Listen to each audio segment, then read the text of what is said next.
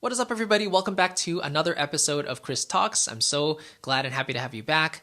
And today we're going to be talking about a subject that a lot of people, I think, seem to struggle with, especially people who want to put themselves on camera and show themselves to the world, whether that's through a podcast or a video format. And that really is just to be charismatic and really know how to present something and communicate on camera. And so today I want to kind of go over 3 steps to accomplish that and really improve your presence, whether that's through a podcast or, a camera or anything like that. There's definitely a science and I think a way to do that to really help us improve. But before we do that, I want to give you a free guide called How to Make Money as a Composer in 2020 and Beyond. It's a totally free guide, but it basically goes over how I've been able to create a passive online business that really allows me to work less hours in my main job and allows me to do more work that I really, really enjoy, which is kind of creating content for you, writing music, working on more freelance projects, and affording me just more flexibility in general. And so this model works. I'm doing it currently, and I've seen other people do it as well. And I want to give it to you as a free gift for watching this video. So click the link in the box below. You'll get access to it right away. And without further ado, let's kind of talk about charisma and kind of how to step up our game when it comes to that type of thing. So I think at its most core elements, we can kind of define charisma as having like an inviting presence on camera or on the screen, right? And allowing people to feel like they're part of your conversation, they're in your world, and they feel like they want to be involved in what you're doing. And so, you could say this comes down to like personality. Like some people are just naturally better presenters than others, which totally makes sense. And I can definitely agree with that. But at the same time, I think there's a certain skill to being able to present on camera and communicating, which is also something that can be learned. So it's not something that's just like a natural talent that is unreachable for anybody. Like you can definitely do this. So let's kind of get into the 3 steps, and maybe you can apply them in your own presentation if you're looking to become a YouTuber, or if you're already doing YouTube videos or doing podcasts or any sort of thing where you're putting yourself out there. And you want to improve that presentation. So the first thing I want to talk about is just being genuine, right? And being genuine is underrated, really, I think, because a lot of people feel like they have to inflate their personality, like they have to be someone they're not, and they want to show the world a version of themselves that they think they should be, rather than who they are 100% of the time. And I think, like, to some degree, I've encountered this feeling as well. Kind of like, okay, if I'm sharing myself in a YouTube video, like I have to present myself in a certain way to not be embarrassed. And, I should be a happy version of myself. Like I need to, make people feel a certain way, but you really don't. Like as long as you are able to share yourself with a real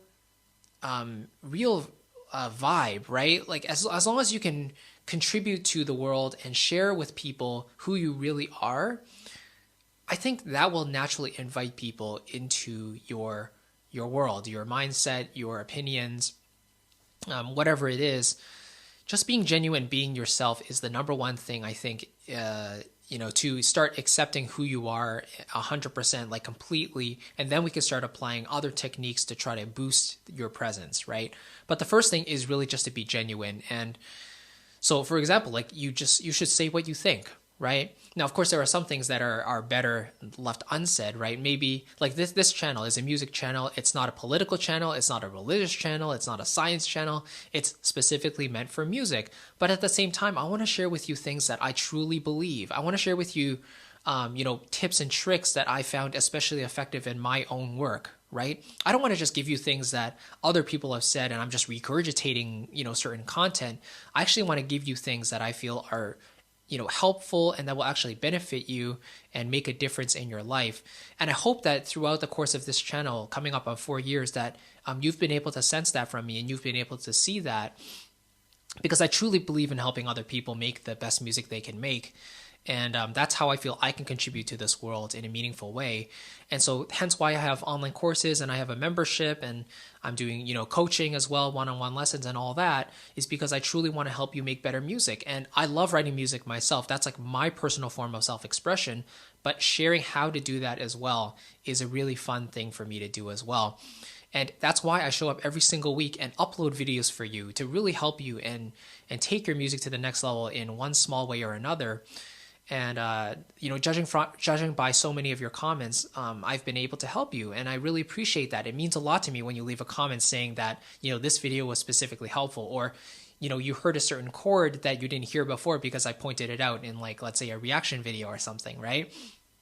So it really comes from just a self-confidence and knowing that I'm being myself, that I can portray that to you. So I'm not like an uplifted version of myself. I'm not like someone who's like standing above you or something. Like, I am on your level, right? I am looking you eye to eye, and I'm trying to provide something that I think can actually help you. And I'm trying to take you by the hand and take you along for the ride, right? So in your case, it's a very similar thing. Just find out who you are. Like, you can't, there's no point in trying to be someone else, because it's more difficult than just being yourself, right? Being yourself is the easiest thing you can do. So just embrace who you are. And if you want to share yourself on camera, then just do that, right? Don't feel like you have to inflate yourself to be someone you're not. So that's the first thing I would recommend to being charismatic, is literally just owning who you are and embracing it, and then sharing that with the world, right? The second one is a little bit more of a technical tip, and that is to have vocal inflection. Okay, so what does that really mean? Well, there's like inflecting voices, and then there's like monotone voices, right? So monotone is if you speak on the same pitch the entire time and there's no change in the pitch, and it feels like it's the same note the entire time, right? That gets really, really boring very quickly. But having a vocal inflection means you have low points in your voice and you have high points in your voice, and lows and highs, right? So you can call that range, right? If you want. Like in instruments and voices, you can call that range. But yeah, vocal inflection is just like being able to, kind of let the lows and the highs come naturally whenever you're talking or singing or speaking. And that provides a lot of like emotion and expression in your voice, I think. So yeah, I think as a musician, as a pianist, and also as a, side singer, I've kind of learned to express myself with vocal inflection more and more over the years. If I watch back on my earliest YouTube videos, I think my manner of speaking was a little more bland, and also, my voice was a lot younger back then too, like 6-7 years ago. That there's a big difference now. So the vocal inflection will just make the overall experience of listening to the person, or listening to you, or listening to me, a lot more enjoyable and a lot more bearable as well, right?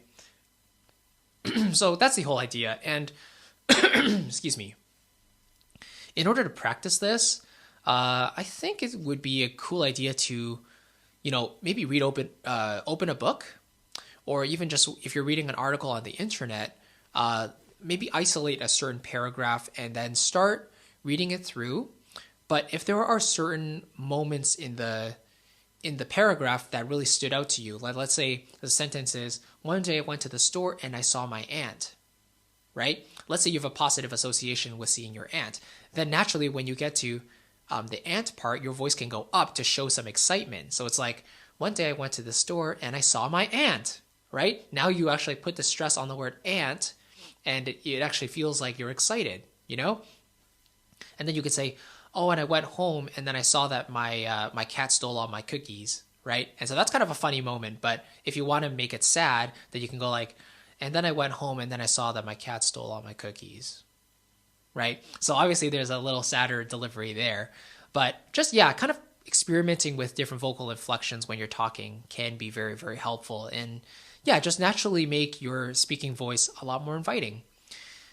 So I hope that makes sense. And the third and final thing is really just to smile, And smiling is kind of underrated as well. And I think it's because a lot of personalities are very, they're very intense. Maybe they do a lot of yelling, or maybe they're even sad, or maybe they thrive on scaring you or angering you. I don't know, like trolls and all that. So there's an undersupply of positive personalities nowadays on the internet, or even if there are, they're kind of, I guess you can call them toxic positivity, because it's so obvious that they're trying to post a version of themselves that only shows the good stuff, right?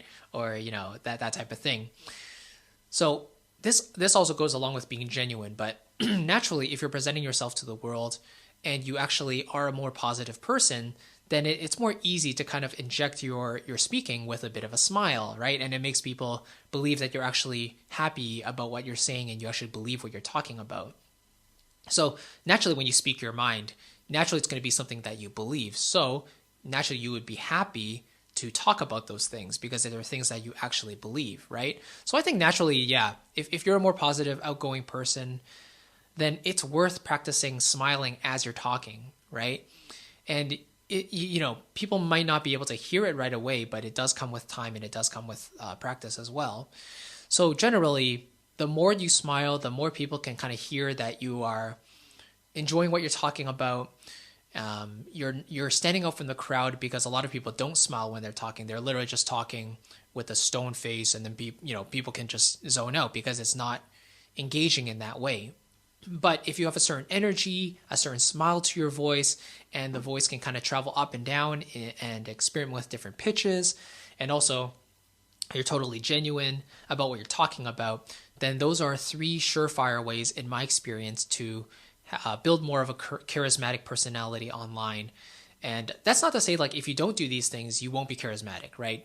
People have their own ways of presenting themselves on camera. But I think for me, these are 3 that have certainly worked for me. And I've learned them over time. And, not everyone likes it, but it's just my natural way of talking and my way of showing up on camera. And I hope, I hope you see it as genuine, because, like, that's literally who I am. Whenever I'm talking with people on interviews and stuff, I have a lot of fun and I laugh a lot because I'm actually excited to see other people, So when it comes to actually talking with you face to face as well over a camera, even though we're not talking physically face to face, I'm imagining talking to you one-on-one. So that allows me to deliver and communicate the information in a way that makes it feel like a conversation. So that's kind of the vibe I like to go for. And again, everyone is different, but you might find these tips helpful.